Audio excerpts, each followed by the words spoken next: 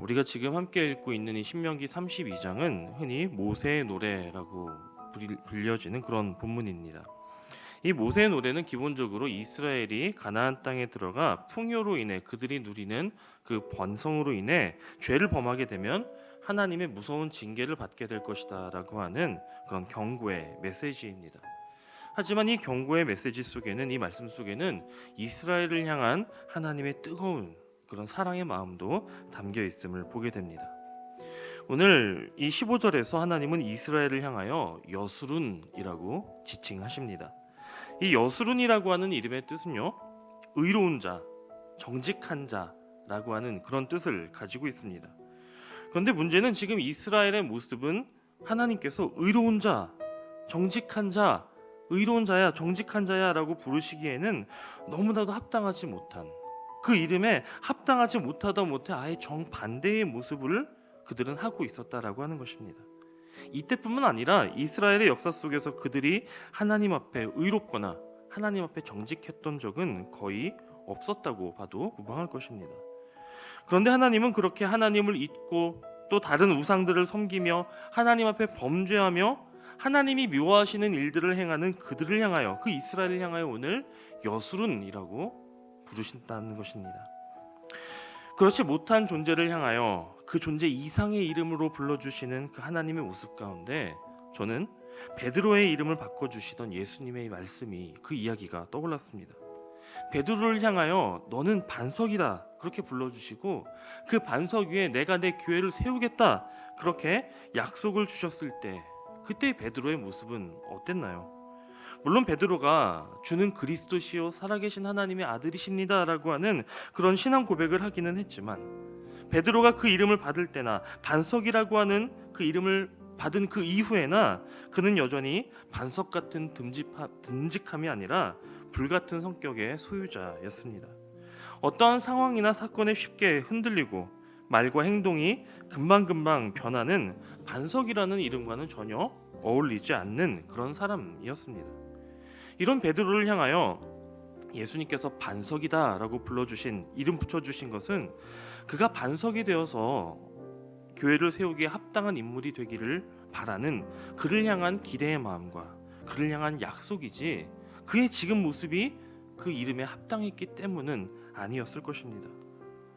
전혀 여수룬답지 않지만 여수룬이라고 불린 이스라엘과 전혀 반석 같지 않지만 반석이라고 불린 그 베드로의 모습을 보면서 예전에 목사 안수를 받기 위한 과정 속에 제가 면접을 진행할 때 일이 떠올랐습니다. 이 목사 안수 대상 전도사들을 살펴보는 지방의 과정고시위원회 목사님들과 문답을 진행하면서 이 면답의 끝에 한 목사님께서 저에게 이렇게 말씀해 주셨어요.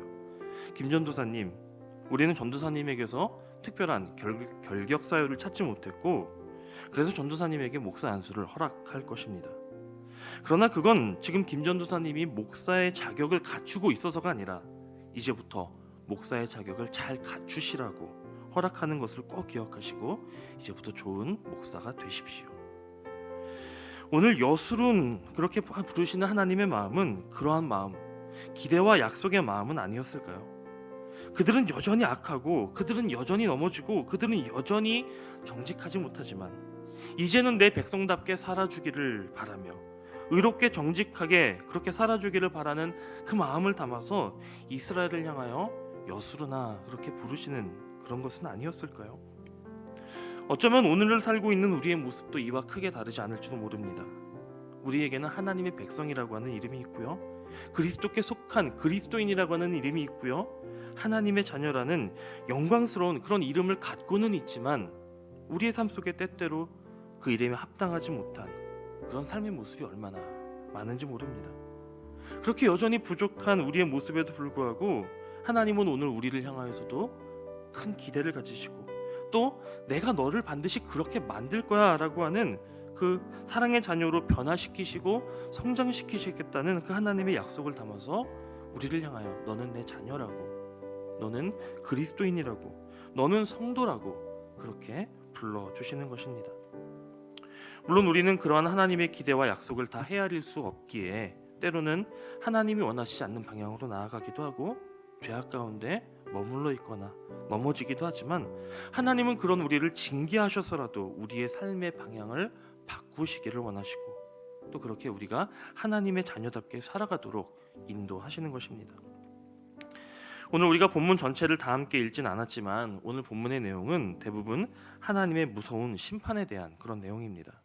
범죄한 이스라엘 백성들을 향하여 무섭게 저주하시며 징계를 말씀하시고 또 그들의 역사 가운데 그들이 하나님께 범죄함으로 말미암아 무서운 형벌을 내리시는 것 역시 그들이 그 범죄한 길을 돌이켜서 그들이 정말로 멸망당하기 전에 하나님께로 돌아와서 하나님 안에서 참된 회복을 누리고 하나님께서 예비하신 그 평안의 길로 돌아옴으로 그들의 정체성대로 그 이름대로 살기를 원하시는 하나님의 간절한 마음이라고도 그렇게 볼 수 있을 것입니다. 실제로 그 심판의 말씀 끝에 하나님은 36절에서 그들을 향한 회복을 약속하십니다. 결국 하나님의 자녀들을 향한 하나님의 징계와 심판의 목적은 그들의 멸절이 아니라 자녀들이 돌이켜 하나님 안에서 회복을 누리는 데 있는 것입니다. 여수른다워야 할 그들이 여수른답지 못했기에 여수른다운 삶으로 다듬기 위한 과정이 그들을 향한 징계와 심판의 모습이었습니다. 그 징계와 저주는 혹독하고 그 심판은 너무나도 무섭지만 그 저주와 심판의 끝에는 다시금 여수른으로 회복시키는 하나님의 사랑이 영롱하게 빛나는 것입니다. 오늘 우리도 하나님의 부르심을 따라 신앙의 여정을 갖는 가운데 때때로 우리 안에 있는 죄와 욕심으로 인해 넘어지거나 또 그로 인해 하나님의 징계를 경험하게 될 때도 있을 것입니다. 그러나 그 시간을 원망하거나 낙담하는 데 보내지 마시기 바랍니다. 우리의 어려움은 오래 가지 않을 것입니다. 그때 더욱더 하나님을 바라보며 하나님의 말씀을 기억하며 또 그 말씀을 따라 살아갈 때 하나님은 다시 우리에게 회복을 명하시고 또 택하신 자녀, 부르신 자녀의 모습으로 여수른의 모습으로 다시 세우실 것입니다. 끝없는 하나님의 사랑을 믿으며 오늘도 이 하나님의 말씀에 순종하시는 저와 여러분이 되시기를 주님의 이름으로 축원합니다.